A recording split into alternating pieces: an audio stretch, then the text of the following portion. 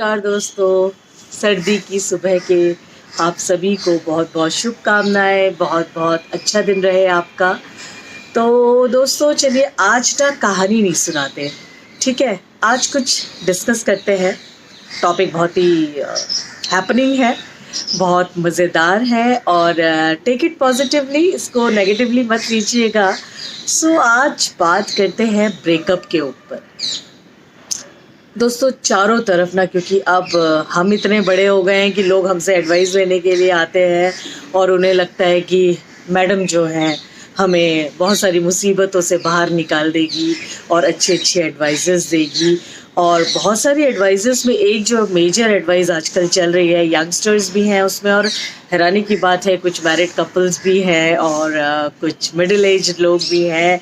और सबका जो अभी दुखों का जो पहाड़ टूटा हुआ है वो है ब्रेकअप के ऊपर। ब्रेकअप, और वो भी प्यार का ब्रेकअप। तो मुझसे पूछते हैं कैसे निकले।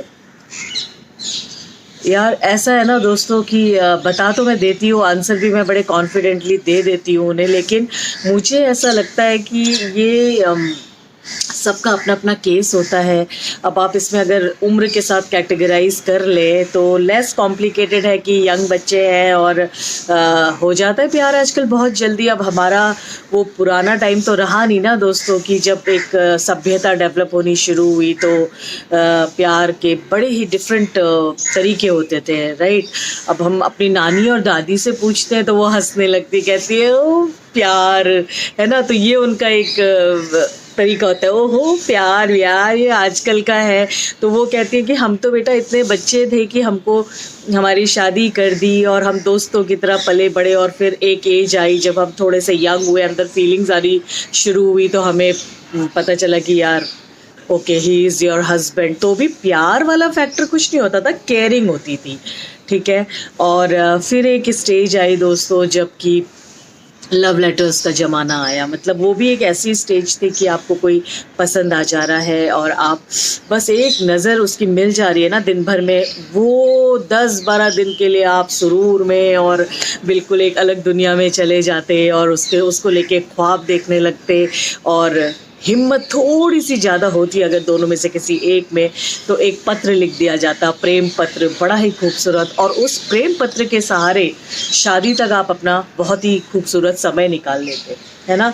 तो उसमें कहीं भी ऐसा कुछ नहीं था कि मिलना है और साथ बैठना है और फलाना फलाना फलाना। तो फिर उसके बाद दोस्तों एक अलग फिर दुनिया आई जब टेक्नोलॉजी एडवांस होने लगी, बड़ा इजी हो गया प्यार जैसे शब्द को इस्तेमाल करना। और बस एक बार आप देख लेते किसी तरीके से और आपको लगता कि मुझे प्यार हो गया। अभी मैं इस टॉपिक पे भी बात करूँगी दोस्तों, प्यार वर्सेस इन्फैचुएशन। हम प्यार को ना, प्यार जैसे प्यारे शब्द को बहुत गलत तरीके से इस्तेमाल कर रहे हैं, उसका बहुत मिसयूज़ कर रहे हैं। प्लीज़ ऐसा ना करें। जो होता है ना अक्सर, जो बड़ा इजीली हो जाता है और इजीली जो टूट जाता है वो प्यार हो ही नहीं सकता। प्यार में तो लोग मर जाते हैं, जान दे देते हैं, या एक दूसरे की खुशी के लिए सालों साल एक दूसरे के बिना रहते हैं, एक दूसरे को कष्ट नहीं आने देते, प्रॉब्लम नहीं आने देते। और जब एक्चुअल समय होता है कि हेल्प करनी है तो बिना किसी से डरे सामने आके खड़े हो जाते हैं और हिम्मत रखते हैं ये बात एक्सेप्ट करने की कि हाँ मैं इसको प्यार करता हूँ या मैं इसको प्यार करती हूँ, लेकिन मैं ऐसा इसकी ज़िंदगी में कुछ नहीं होने दूंगा या दूंगी कि इसकी लाइफ में कोई ट्रबल आ जाए। उसको बोलते हैं प्यार। लेकिन ये जो अब हो रहा है ये है एक तरह का इन्फैचुएशन की पहली नज़र, गाने भी बनने लगे हैं ना, पहली नज़र में ऐसा जादू कर दिया। तो वो जादू है, ये जादू है इन्फैचुएशन, कि आपको कोई पसंद आ गया और आपने बस, आपको एक ज़िद हो गई कि यार मुझे तो ये चाहिए ही चाहिए। और फिर सारी कायनात यानी कि सारे दोस्त जुट जाते हैं आपको उस तक मिलवाने के लिए। आप मिलते हैं और मोबाइल आपका इतना गहरा दोस्त बन जाता है ऐसे टाइम पे। और ये जो फेज़ होता है ना दोस्तों, जब आप एक दूसरे से मिल जाते हैं एक दूसरे से, एक जादुई फेज़ होता है, मैजिक होता है इसमें, सब कुछ इतना अच्छा लगता है। मतलब एक कीचड़ के पानी को भी देखेंगे ना, वहाँ भी आप खूबसूरती ढूँढने लगते हैं और कड़ी से कड़ी धूप भी आपको अच्छी लगती है, पसीने छूट रहे होंगे लेकिन पिया से मिलने की आस, ओ हो, और वही पिया जी को आपसे मिलने की आस। तो सो मैनी फैक्टर्स, आप बहुत एंजॉय करते हैं इस मोमेंट को, मिलना शुरू कर देते, बड़े क्विक होता है, सब कुछ बहुत जल्दी होता है, मिलते हैं आप, मिलने के बाद आगे की। जी हाँ, तो वो फेज़ आता है कि जब आप थोड़ा सा कॉमन हो जाते हैं एक दूसरे के लिए, रोज़ बातें करते हैं, चौबीसों घंटे आप एक दूसरे के कांटेक्ट में रहते हैं और इस हद तक इन्वॉल्व हो जाते हैं कि आपका खाना पीना, आपका ऑफिस जाना, आपका स्कूल जाना, कॉलेज जाना, मतलब प्राइवेसी जैसी कोई चीज़ रहती ही नहीं, इतना कॉमन हो जाते हैं। और फिर आता है नेक्स्ट स्टेप, जब आप एक दूसरे के लिए थोड़ा सा पॉसेसिव होने लगते हैं, क्योंकि आपको सामने वाले का दूसरे से बात करना खलने लगता है, सामने वाले का फ़ोन नहीं उठाना खलने लगता है, सामने वाला अगर आपको थोड़ा सा भी किसी चीज़ में ये कह दे गलती से कि मैं बिज़ी हूँ यार, मैं नहीं आ सकता, वो खलने लगता है, मतलब खलने वाले स्टेज आने लगती है। और धीरे धीरे शुरू होती है कड़वाहट, और कड़वाहट के बाद फिर ये लगता है यार क्यों है हम इस रिलेशनशिप में, इसमें तो बहुत कमियां हैं। समझ रहे हैं दोस्तों? और ये ना 1 से 2 महीने के अंदर हो जा रहा है आजकल, कि शुरू में ऐसा लगता है कि यार बस मैं ही दी मोस्ट लकीस्ट पर्सन हूँ इस दुनिया की, और मुझे बाप रे कहाँ था ये आज तक जो मेरा बॉयफ्रेंड बना या मेरा साथी बना। और फिर एक स्टेज ऐसी आती है जब आपको लगता है हे भगवान, मेरे लिए तूने ये छोड़ा, तूने मेरे साथ ऐसा क्यों किया, मुझसे क्या गलती हुई थी। ठीक है, तो इस तरह की चीज़ें होती है दोस्तों, और ये आप यकीन मानिए कॉमन, कोई भी प्यार कर रहा हो ये बड़ा कॉमन है। अगर आप उस प्यार मैं खुद प्यार क्यों कह रही हूँ, ये एक इन्फैचुएशन एक ऐसी चीज़ है दोस्तों कि इसमें ये सब चीज़ें आती ही आती है। और फिर एक स्टेज आएगी ब्रेकअप की, यानी कि हिम्मत करके जद्दोजहद होगी, लड़ाइयाँ होंगी, एक दूसरे को मनाया जाएगा, एक क्योंकि अंदर ना एक ज़िद आ चुकी है एक दूसरे को पाने की। भले ही हम एक दूसरे की आदतों को बिल्कुल पसंद नहीं कर रहे हैं, बिल्कुल अब एक दूसरे के साथ रहना नहीं चाहते, लेकिन एक कोई ऐसी कड़ी जुड़ जाती है कि हम एक दूसरे के बिना ऐसा हमें लगता है कि हम एक दूसरे से अलग होंगे तो हमारी दुनिया ख़त्म हो जाएगी।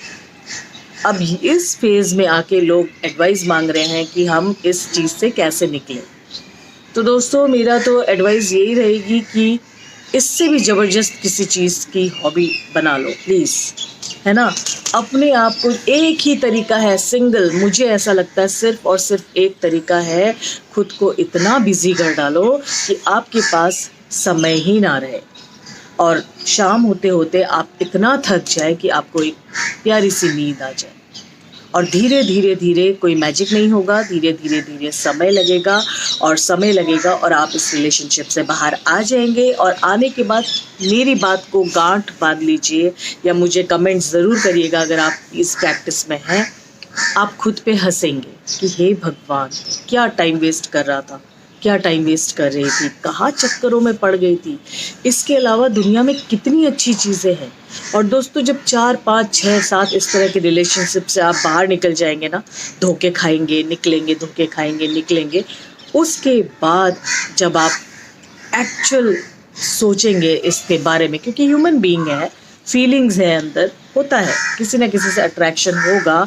और हो सकता है, मैं तो इतनी पॉजिटिव हूँ कि अगर आप सच्चे दिल से ईमानदारी से किसी रिलेशनशिप में जाना चाहेंगे और प्यार करना चाहेंगे, ध्यान दीजिएगा इन्फैचुएशन नहीं, प्यार करना चाहेंगे और आप ईमानदार होंगे तो आपको खुद ब खुद वो इंसान आपकी ज़िंदगी में चल के आएगा और मरते दम तक आपका साथ नहीं छोड़ेगा। और ज़रूरी नहीं है वो आपका प्रेमी ही बन के रहे, वो आपका एक अच्छा दोस्त भी बन के रह सकता है, वो आपका एक बहुत ही ऐसा साथी बन के आपकी ज़िंदगी में रहेगा जो जब भी आपको ज़रूरत होगी, आप किसी से बात करना चाहेंगी, किसी से एडवाइस लेना चाहेगी, वो आपके साथ खड़ा होगा, मुझे ऐसा लगता है। बाकी एक लास्ट में एक ही बात कहना चाहूँगी कि ब्रेकअप जो ये शब्द है ना, आप खुद ही देख लीजिए ना, इसमें कितनी पॉजिटिविटी है।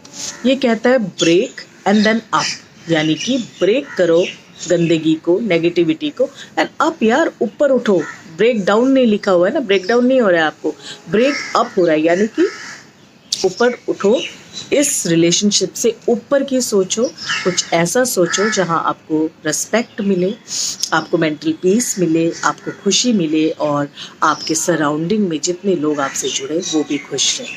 तो खुश रहिए दोस्तों, और आने दीजिए ज़िंदगी में हर चीज़ को, तभी तो सीखेंगे, तभी तो लोगों को एडवाइस कर पाएंगे कि कैसे ज़िंदगी जीनी है। घबराइए नहीं और कॉन्फिडेंटली आगे बढ़िए। फ़िलहाल बहुत सारा ज्ञान हो गया, अभी चलती हूँ, आपसे फिर मिलूँगी, तब तक के लिए नमस्कार।